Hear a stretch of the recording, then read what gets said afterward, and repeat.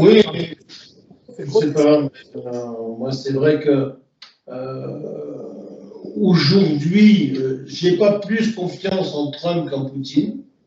Ah, voilà, J'ai plus confiance en eux qu'aux autres. oui, Mais derrière, de toute façon, il y a toujours ces putains de sionistes, quoi. oui. C'est-à-dire que tu identifies bien que dans le relativisme de ces oppositions sionistes, Trump et Poutine, Poutine surtout, parce que Trump, bon, c'est un anglo-saxon, sont moins pires que le Great Reset des autres, si tu veux, mais il faut avoir conscience de la chute qui s'est opérée post-Seconde Guerre mondiale, où les voyoucraties qui ont comploté contre le nationalisme se sont imposées, et qu'à la suite de la dégradation du communisme, il n'y a eu que des groupes libéraux, si tu veux, de type sioniste, avec une différence entre la virilité russe de Poutine qui a contrebalancé et un Occident où tu as des types comme Trump qui sont allez, un petit peu en porte-à-faux par rapport à ce que le mondialisme. Mais il faut avoir conscience de cette chute pour comprendre qu'on n'a pas un Poutine et un Trump des sauveurs. Ils font partie d'un mondialisme sioniste qui est un peu plus viril que ce qui essaie de leur faire la peau. Mais il faut avoir conscience de la dégradation que la Seconde Guerre mondiale a opérée sur le nationalisme européen. Pour voir la chute. Tu vois, mais à partir du moment où on a victimisé les Juifs, où on n'a plus eu le droit de dire quoi que ce soit sur les Juifs. C'est mort, c'est mort. Et c'est surtout qu'il n'y a que eux qui ont voix au chapitre, au niveau économique. Forcément, puisque nous, on n'a plus le droit de parler. Nous, on n'a plus le droit de parler.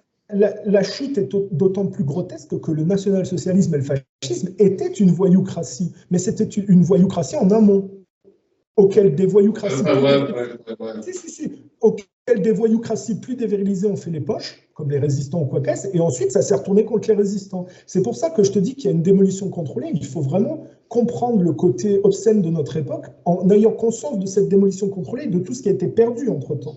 C'est ça que je veux dire. Moi, ce qui me fait peur aujourd'hui, c'est les Lubavitch. Ben, ils sont plus dangereux que les autres parce qu'ils sont un peu plus virils et qu'ils sont un peu plus costauds. C'est-à-dire qu'ils sont moins obscènes. Ils sont plus réfléchis et plus construits. Donc, mais justement, c'est là où ils me font peur, justement. Et moi, c'est aussi, ben, tu dis ça, c'est très bien. C'est pour ça que, quelque part, je comprends pourquoi Poutine préfère Biden à Trump en opposition. Avec Trump, il y a plus de poids dans peut-être le mauvais côté, parce qu'il donne plus de poids à ce qui est mauvais, quelque part. Il est plus dangereux. On peut l'entendre comme ça, mais on peut aussi l'entendre dans l'autre sens. C'est-à-dire que Biden est plus facilement manipulable que Trump le sera. On peut l'entendre comme ça aussi. Tu sais, Trump, il n'a pas eu beaucoup de mots pour défendre les gamins palestiniens bombardés par Netanyahou. Hein. C'est ce, ce que je te disais avec... Je sais, je l'ai bien vu. C'est ce que je te disais avec Nigel Farage. Ils ont une version judéo-chrétienne de la civilisation occidentale qui est génocidaire et qui est criminelle. Hein. C'est des voyous. Hein.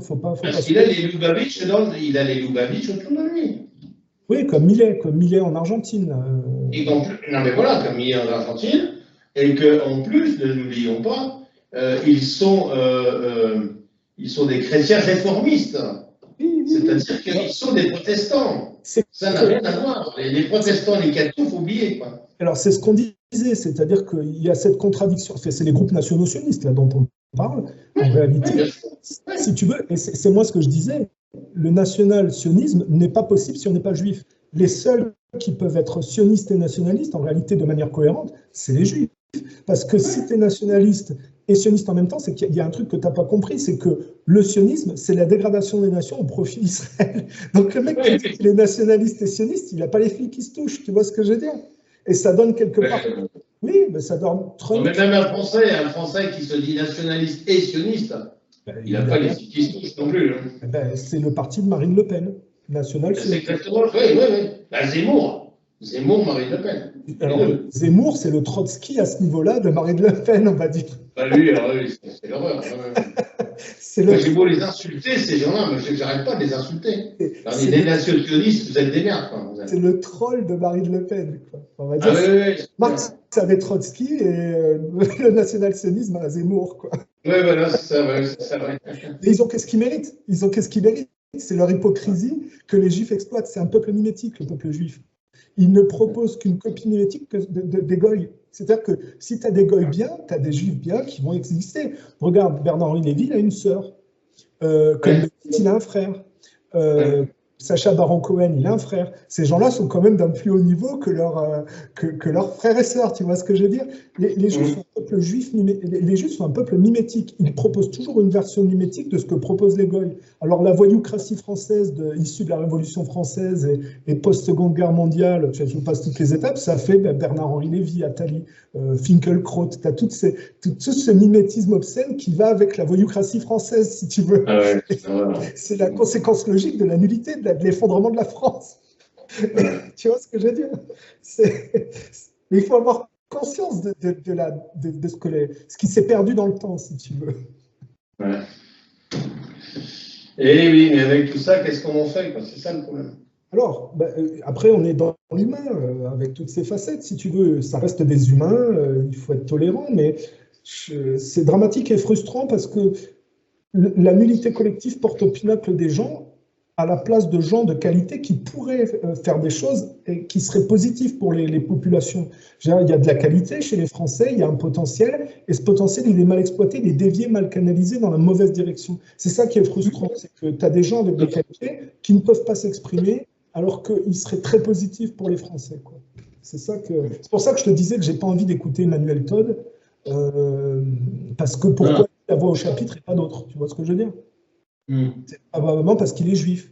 Et moi, ça m'ennuie, parce que c'est pas parce qu'il est juif qu'il a le droit de plus de s'exprimer d'autres et que d'autres n'ont pas le droit de s'exprimer. Mais dans les médias aujourd'hui, les papes et les prêtres, c'est les juifs. Donc on voit bien que la Révolution française ou la résistance française, ça va dans la juivisation et pas dans le côté chrétien émancipé, vertueux. Et donc, on en est à Michel Onfray qui tape sur les Palestiniens en disant qu'ils devraient arrêter de se plaindre, alors que ces gens-là se font massacrer et tout ça. La différence entre chrétiens et juifs, on la voit avec le génocide qui se passe à Gaza. C'est-à-dire qu'un chrétien, il sait intuitivement qu'on ne s'en prend pas à des gamins avec des armes ultra puissantes et qu'on ne s'en prend pas aux plus faibles. Le chrétien, il sait que quand on a souffert, on en prend une plus-value morale et on s'élève. Le Christ, il a pardonné sur la croix quand il est en train de subir toutes ces injustices. Le judaïsme, lui, à cause des circoncisions et de ce blocage de prédation internationale, n'est que la transmission de la haine, de la vengeance, de s'en prendre aux plus faibles. Et ça, c'est le complexe qui n'a jamais été résolu chez les juifs qui produit cette obscénité. Mais ce qui n'est pas normal, c'est que les non-juifs les aient placés sur un piédestal au lieu de faire un travail honnête. Tu vois ce que je veux dire? C'est la voyoucratie collective et l'hypocrisie collective qui permet ces génocides et qui accepte ces génocides. C'est obscène tout ça. Moi, je pense que ces dernières années, il y a effectivement un certain nombre, pour ne parler que des Français, de Français qui se sont déclarés nationaux sionistes. Pourquoi? Parce que, premier phénomène, le racisme de base.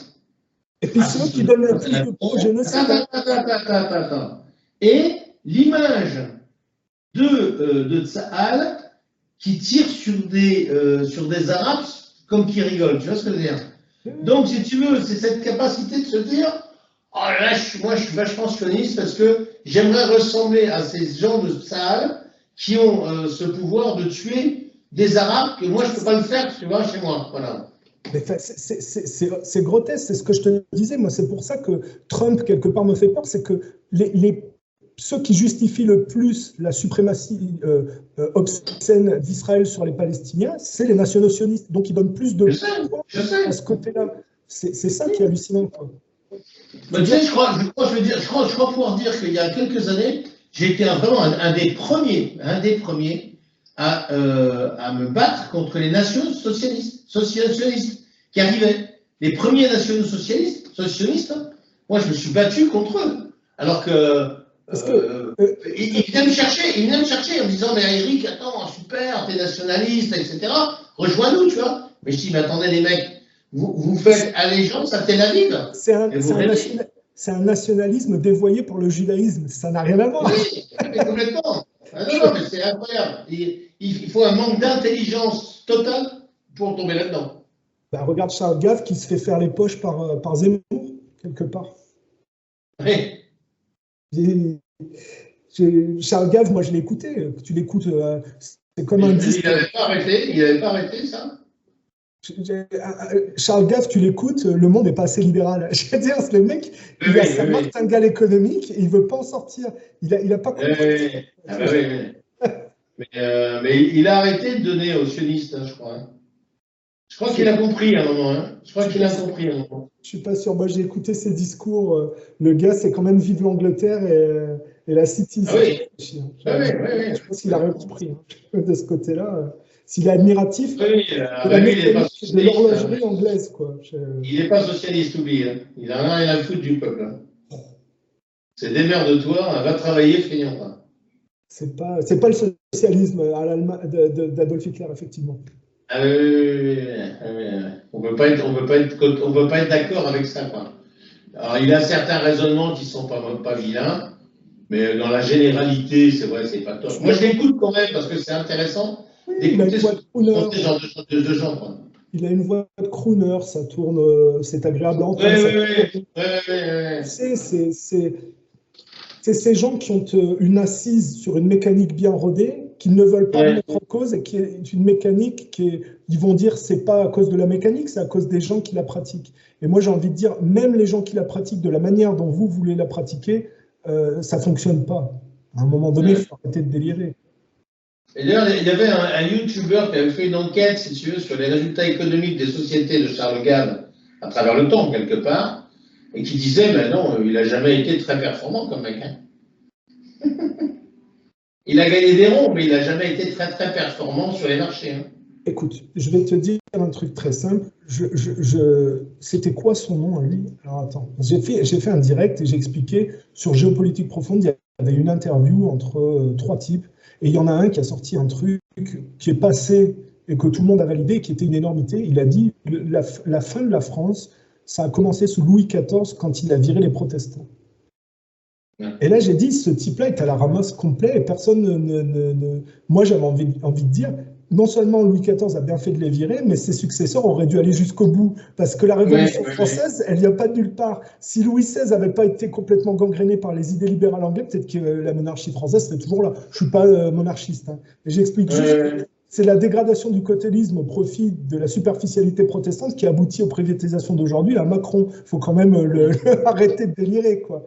Et je disais, il y a une différence quand tu prends Luther, quand tu prends Calvin. Il y a quand même une différence de rapport au monde entre, même si c'est foireux, les catholiques, et la dévirilisation, la prédation, la violence protestante, si tu veux.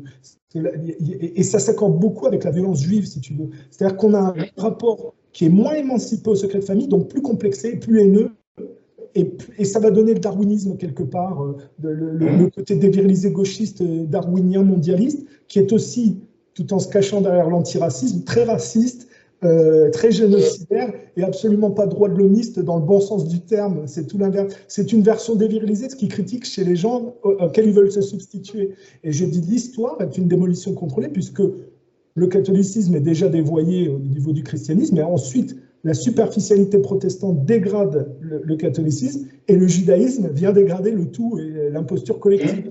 Et donc le seul moyen c'est de comprendre le christianisme dans le fond et de revenir aux sources, c'est-à-dire à un rapport à autrui saint. Et or, ni le protestantisme ni le judaïsme ne le proposent. Ce sont des rapports, on le voit aujourd'hui avec tous ceux qui cautionnent les massacres là, en Palestine, ça ne va pas, quoi. Au point de vue humain, ils n'ont rien compris. C'est dramatique. C'est dramatique. De méchanceté au fond de leur cœur, ces gens-là, c'est incroyable. C'est incroyable. Alors attends, je vais te retrouver le nom pour que tu saches à peu près de qui je parlais. Il a fait une interview là, avec Thierry Messant et il a foutu le bordel sur le plateau, mais comme par hasard, hein, comme par hasard. En gros, il justifiait le génocide des Palestiniens tout en disant si tu lis entre les lignes, dès que tu critiques les juifs, tu es un antisémite, tu es un complotiste. Oui, on connaît. Attends.